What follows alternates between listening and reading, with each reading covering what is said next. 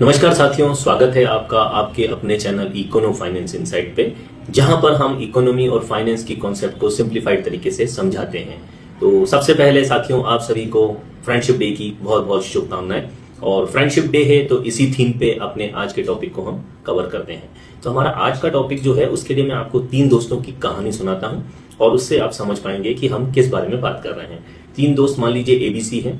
ए जो है किसी टूरिज्म इंडस्ट्री में काम करता है, बी जो है वो सॉफ्टवेयर इंडस्ट्री में काम करता है, और सी भी मान लीजिए किसी और सेक्टर में ही जॉब कर रहे हैं। तीनों जॉब कर रहे हैं, ठीक है।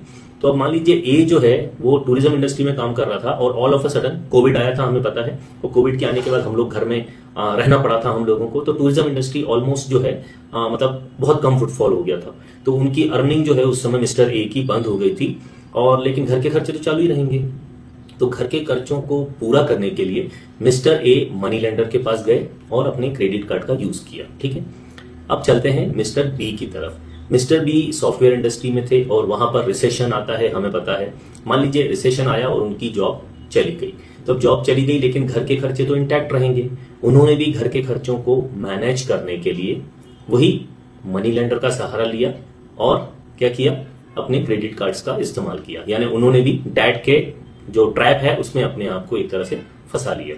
मिस्टर सी जो थे, उनकी भी जॉब मान लीजिए रिसेशन की वजह से चली गई, लेकिन मिस्टर सी के पास प्लान था, फाइनेंशियल नेट अवेयर था, तो उनको कोई स्ट्रेस नहीं हुआ। 3 से 6 महीने उन्होंने मैनेज किया और उसके बाद चीजें वापस स्ट्रीमलाइन हो गई। उनको लोन लेने की जरूरत नहीं पड़ी, क्रेडिट कार्ड इस्तेमाल करने की जरूरत नहीं पड़ी। तो ये तीनों जो स्टोरी हैं, इनमें से 2 स्टोरी एक तरफ है और 1 स्टोरी एक तरफ है। आपको कुछ गैस कर पा रहे हैं क्या टॉपिक है हमारा? आप ही से पूछ रहा हूं, गैस कर पा रहे हैं? 2 लोग इमरजेंसी में पैसों का अरेंजमेंट नहीं था तो डेट ट्रैप में फंस गए, और एक जो है वो इमरजेंसी में पैसे उसने रखे हुए थे तो वो डेट के ट्रैप में नहीं फंसा। तो यही कॉन्सेप्ट कहलाता है इमरजेंसी फंड या कॉन्टिजेंसी फंड का कॉन्सेप्ट। तो यही हमारा आज का टॉपिक है। तो इमरजेंसी फंड मतलब जैसे कि नाम से ही क्लियर है कि वो पैसा जो हम इमरजेंसी के लिए रखेंगे। कितना रखेंगे? हमारे महीने के खर्चे का 3 से 6 गुना। जैसे मान लीजिए अगर आपका महीने का खर्च 50,000 है तो आपके पास 1.5 लाख से लेकर के 3 लाख तक इमरजेंसी फंड होना चाहिए। और नहीं है तो स्टार्ट करिए, क्योंकि अगर कभी भी ऐसी कोई अनफोर्सीन इवेंट हुई जैसे कि मैंने स्टोरी में बताया, तो वहां पर हम लोग जो है फाइनेंशियली ट्रबल में आ सकते हैं, ठीक है। अब ये जो लिक्विड ये जो इमरजेंसी फंड है, कॉन्टिजेंसी फंड है, इसको आप रखेंगे कहां? इसको आप किसी भी ऐसी एसेट क्लास में इन्वेस्ट नहीं करेंगे जहां से निकलना मुश्किल हो। जैसे इक्विटी है, वहां पर आपके हिसाब से रिटर्न्स नहीं होंगे। तो आपको इसको लिक्विड एसेट्स में रखना है जहां से इजी एक्सेसिबिलिटी हो। जब भी इमरजेंसी हो तो हम इस पैसे को निकाल पाए।